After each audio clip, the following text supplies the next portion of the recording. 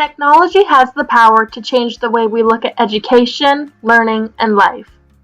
When used purposefully, it can empower children to think creatively about the world around them. Technology can open an entire world outside of the classroom that children otherwise might not be able to experience. Technology allows us to see a close-up image of a blood cell, see the African safari, or even connect with others across the world. Bringing technology into your classroom brings in limitless possibilities. When you adopt an inquiry-based learning style into your classroom, children will need ways to learn and follow questions they have.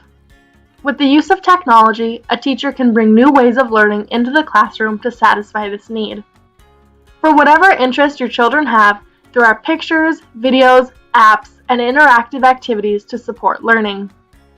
An important aspect of inquiry-based learning is that teachers can learn alongside the child. Using technology gives both parties a chance to learn with the limitless information that technology allows. The International Society for Technology in Education, or ISTE, defines a set of standards for teachers to aim towards when using technology.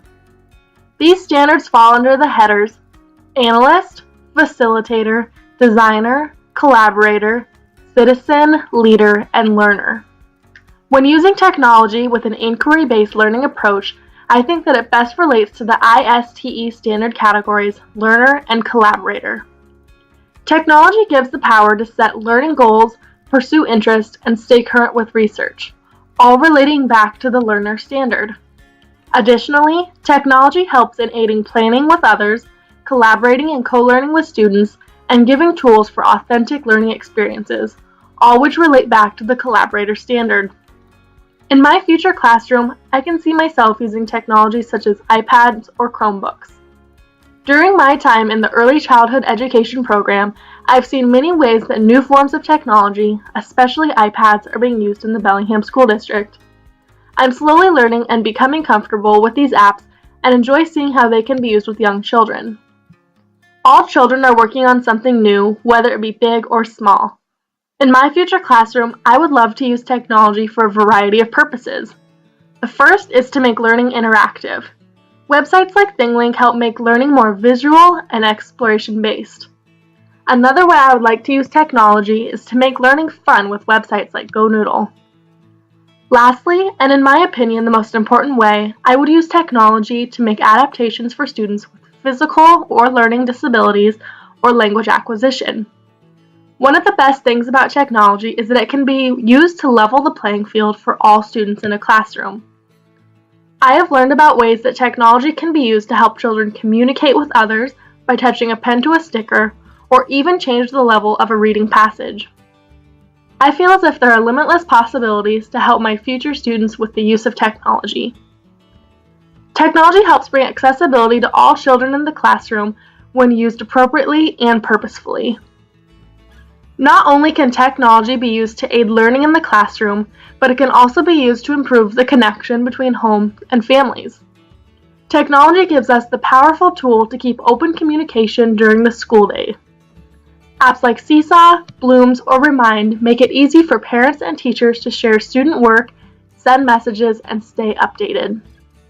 Technology brings many benefits for students and families, but we do have to keep in mind that it is an expensive way to learn that not all families have access to. Myself and other teachers must always remember this and think creatively about ways to aid all family members in accessing the content. One great thing about Seesaw that I have seen is that parents can log into their account on a public computer at a library or even be given a printed version of their child's journal. On the flip side, there will also be families who use technology as a babysitter for their child or who don't think critically about what devices are being used for.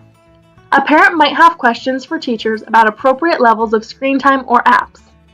Being prepared with answers or even resources for families relating to technology is something that teachers should always keep in mind. Each family will have different needs and questions when it comes to technology, and teachers need to be ready to help. In the future, I plan to take the time to talk to my families about their access to and use of technology in order to appropriately give them the help they need. In review, technology is changing the way we live and learn. It is something that all teachers should embrace and use purposefully and appropriately. Given the chance to use something to help connect families and make adaptations to students should learn should be exciting for all teachers. Technology is something that I'm still learning about, but I feel as if I'm ready to use in my future classroom with my students.